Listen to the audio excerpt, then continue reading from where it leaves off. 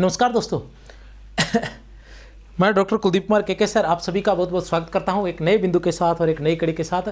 तो आज हम जो है पढ़ेंगे एक बहुत ही महत्वपूर्ण बात है जो अक्सर पूछ ली जाती है और हम अक्सर भूल जाते हैं कि कितनी अर्दालियों के बाद कितने दोहों का प्रयोग।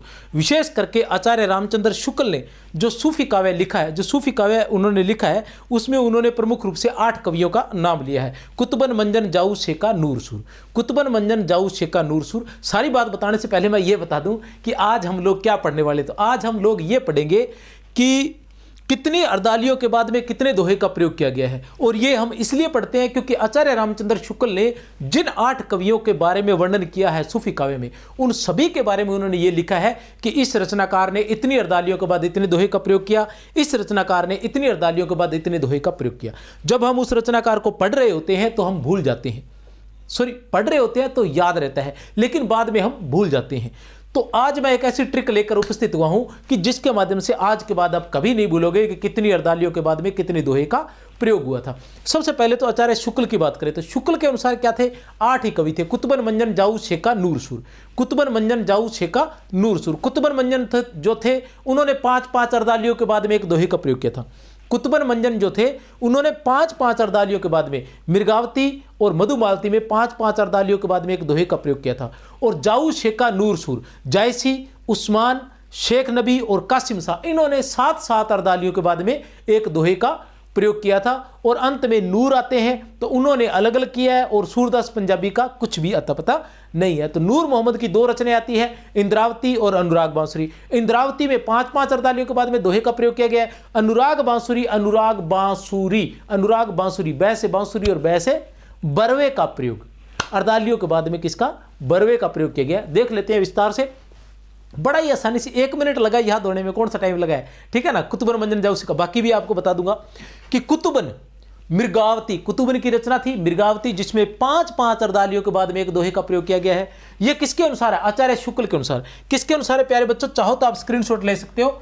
आचार्य रामचंद्र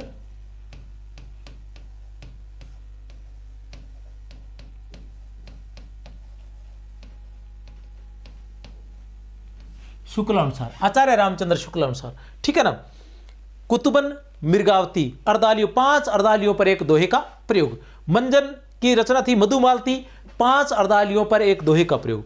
जायसी की पद्मावत, 7 अर्दालियों पर एक दोहे का प्रयोग। उस्मान चित्रावली, 7 अर्दालियों पर एक दोहे का प्रयोग।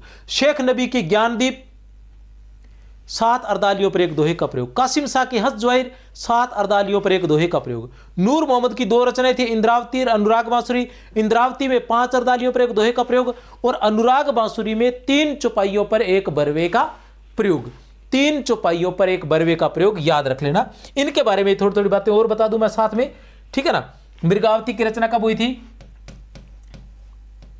1503 में। मधुमालती की रचना 1545 में। पद्मावत की रचना 1540 में। चित्रावली की रचना 1613 में। ज्ञानदीप की रचना 1618 में, ठीक है ना। हंस ज़्वाहिर की रचना 1731 में। हंस ज़्वाहिर की रचना 1731 में। इंद्रावती की रचना 1744 में। अनुराग बांसुरी की रचना 1764 में। ये इनकी रचना हुई थी, ठीक है ना। शुक्ल ने कुल कितने माने थे? 8 माने थे। 7 आपके सामने हैं। कुतुबन, कैसे पूरा नाम रहेगा, इनकी ट्रिक भी यहां लिख देता हूं। कुतुबन, चलो अच्छे से लिख देता हूं, जल्दीबाजी क्या है। कुतुबन वैसे इतनी बार बता चुका हूं लेकिन याद करवाने के लिए, कुतुबन मंजन जा ऊ शे का नूर और सूर। ये सूर जो थे ये 8वें थे, इनका नाम था सूरदास पंजाबी। इनकी रचना का क्या नाम था? नल दमयंती कथा। आचार्य शुक्ल के अनुसार एक दास, ये एकमात्र ये हिंदू कवि थे सूरदास पंजाबी। ये इनके कुतुबन मंजन जाऊ शेका नूर सूर, कुतुबन मंजन जाऊ शेका नूर सूर। कुल 8 कवियों का इन्होंने वर्णन किया था आचार्य शुक्ल ने अपने सूफी काव्य में।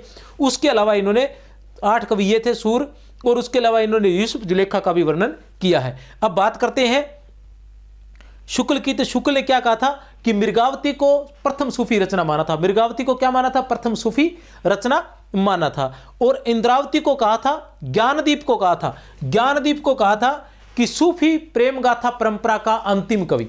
ज्ञानदीप को सूफी प्रेम गाथा परंपरा का अंतिम कवि माना है। और इंद्रावती को क्या माना है? सूफी पद्धति की अंतिम रचना। इंद्रावती को सूफी पद्धति की, पद्धति ई से इंद्रावती। और अनुराग बांसुरी, ऐसे अनुराग, सूफी आख्यान काव्यों की अखंडित परंपरा की समाप्ति। सूफी आख्यान काव्यों की अखंडित परंपरा कहां से समाप्त होती है शुक्ल के अनुसार? अनुराग बांसुरी से। ऐसे अनुराग बांसुरी, ऐसे आख्यान काव्यों की अखंडित परंपरा अनुराग बांसुरी, याद रख लेना। इस तरह से यह है बड़ी आसानी से कि कुतुबन मंजन 5-5 अर्दालियों पर एक दोहा, और जाऊ शेका 7-7 अर्दालियों पर एक दोहा। ठीक है ना, आसानी से हो गया ना। कुतुबन मंजन 5-5 अर्दालियों पर एक दोहा, और जाऊ शेका 7-7 अर्दालियों पर एक दोहा। और नूर सूर जो है, नूर है उनकी अलग है, इंद्रावती की 5-5 अर्दालियों पर एक दोहा। और जो अनुराग बांसुरी है वो 3 चौपाइयों पर एक बरवी। और सूरदास पंजाबी के बारे में ज़्यादा ध्यान नहीं है, ये 7 अर्दालियों पर, ये इस तरह से आप इसको आसानी से याद कर सकते हो।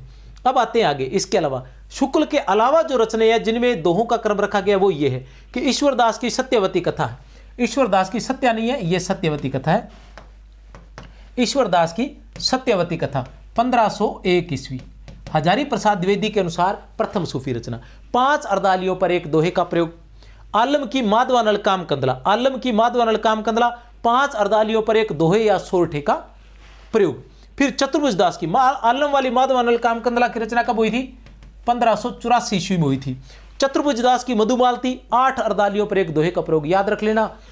चतुर्भुज दास की मधुमालती 8 अर्दालियों पर एक दोहे का प्रयोग हुआ था। शेख निसार की यूसुफ जुलेखा 1789 ईस्वी, 5 या 7 अर्दालियों पर एक दोहा। मैंने भी पहले किसी जगह 10-10 अर्दालियों पर एक दोहा पढ़ लिया था, तो अगर मैंने 10-10 अर्दालियों पर एक दोहा लिखा है, ठीक है ना, 10-10 अर्दालियों पर अगर एक दोहा लिखा है तो आप उसको देख लेना। बाकी 5 या 7 अर्दालियों पर एक दोहा। फिर कुशल लाभ की माधवानल काम कंदला, ये कुशल लाभ वाली माधवानल काम कंदला ये कब थी? 1556 ईस्वी में। कब थी प्यारे बच्चों? 1556 ईस्वी में। चौपाइयों के बीच में दोहा, सोरठा, गाथा का प्रयोग। कुशल लाभ की माधवानल काम कंदला में चौपाइयों के बीच में दोहा, सोरठा और गाथा का प्रयोग। चौपाइयों के बीच में दोहा, सोरठा और गाथा का प्रयोग। स्क्रीनशॉट ठोक देना भाई। फिर आता गणपति। गणपति की माधवानल काम कंदला की कब रचना हुई थी? 1527 ईस्वी में। कब हुई थी प्यारे बच्चों? 1527 ईस्वी में। ठीक है ना, केवल दोहों का प्रयोग है इसमें, बहुत ही महत्वपूर्ण है, केवल दोहों का प्रयोग है। फिर आता है कवि कल्लोल। कवि कल्लोल की ढोला मारूरा दुहा, कब हुई थी इसकी रचना? 1473 ईस्वी में। कब हुई थी? 1473 ईस्वी में। इसमें भी केवल दोहों का प्रयोग है। केवल दोहों का प्रयोग 2 ही रचनाओं में है, गणपति की माधवानल काम कंदला में और कवि कल्लोल की ढोला मारूरा दुहा में। उसके बाद जान कवि ने दोहा चौपाइयों के साथ साथ कवित्त स्वैया का प्रयोग करने वाला एकमात्र सूफी कवि था जान कवि। इन्होंने दोहा चौपाई के साथ साथ कवित्त स्वैया का भी प्रयोग किया था। कवित्त स्वैया का प्रयोग करने वाला एकमात्र कवि था, कौन था? वो जान कवि था, जिसने क्या किया था? दोहा चौपाई के साथ साथ कवित्त स्वैया का भी प्रयोग किया था। किसका? कवित्त स्वैया का भी प्रयोग किया था। एक बार फिर से बता दूं कि ईश्वरदास की सत्यवती कथा में 5 अर्दालियों पर एक दोहे का प्रयोग, माधवानल काम कंदला में 5 अर्दालियों पर एक दोहे का प्रयोग, ठीक है ना, और चतुर्भुज दास की मधुमालती में 8 अर्दालियों पर एक दोहे का प्रयोग। चतुर्भुज दास, ये चतुर्भुज दास कौन सा था? ये वो अष्टछाप वाला चतुर्भुज दास तो नहीं था, लेकिन उसमें भी एक चतुर्भुज दास था। तो उसी से आप अंदाजा लगा लो कि चतुर्भुज दास वो कितने लोग थे? 8 लोग थे। अष्टछाप थे ना, 8 लोग थे। तो 8 से 8 अर्दालियों पर एक दोहे का प्रयोग इन्होंने किया है। शेख निसार यूसुफ जुलेखा 5 या 7 अर्दालियों पर एक दोहे का प्रयोग है, 5 या 7 अर्दालियों पर। और माधवानल काम कंदला ये एकमात्र ऐसी रचना है जिसमें दोहा, सोरठा, गाथा का प्रयोग है। दोहा, सोरठा और गाथा का प्रयोग है। दोहा, सोरठा और गाथा का प्रयोग है। केवल दोहों का प्रयोग, ये 2 याद रह जाएंगे आसानी से। अब देखो याद करने का तरीका कि सत्यवती कथा 5 अर्दालियों पर एक दोहे का प्रयोग, 5 अर्दालियों पर एक दोहे का प्रयोग, और माधवानल काम कंदला आलम वाली में 5 अर्दालियों पर एक दोहे का प्रयोग। इसको हम यहाँ सेट कर सकते हैं। कहाँ सेट कर सकते हैं? देखो 5 अर्दालियों पर, 5 अर्दालियों की बात करें तो यहाँ हम बात कर सकते हैं कि 5 अर्दालियों पर एक दोहे का प्रयोग करने वाली। तो यहाँ ये जो कुतुबन मंजन है ये शुक्ल के अनुसार है, लेकिन इनके साथ हम दो और जोड़ते हैं, एक ईश्वरदास, या इसको छोड़ो यहां मृगावती के साथ जोड़ देते हैं कि ये किसके शुक्ल के अनुसार है, लेकिन अन्य कौन सी है? अन्य एक तो है सत्यवती कथा, ठीक है ना, और एक है माधवानल कामकंदला। माधवानल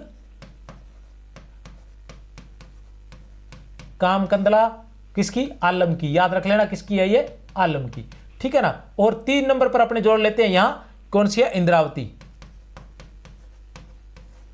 ठीक है ना। कहानी होगी ना पूरी कि 5-5 अर्दालियों पर एक दोहे का प्रयोग करने वाली कौन सी रचना है? मृगावती मधुमालती। ये तो आचार्य शुक्ल के अनुसार है। और अन्य जो रचना है वो सत्यवती कथा है, माधवनल कामकंदला आलम वाली है और इंद्रावती है। माधवनल कामकंदला आलम वाली है और इंद्रावती है। ये सारी की सारी रचनाएं जो है क्या है? 5-5 अर्दालियों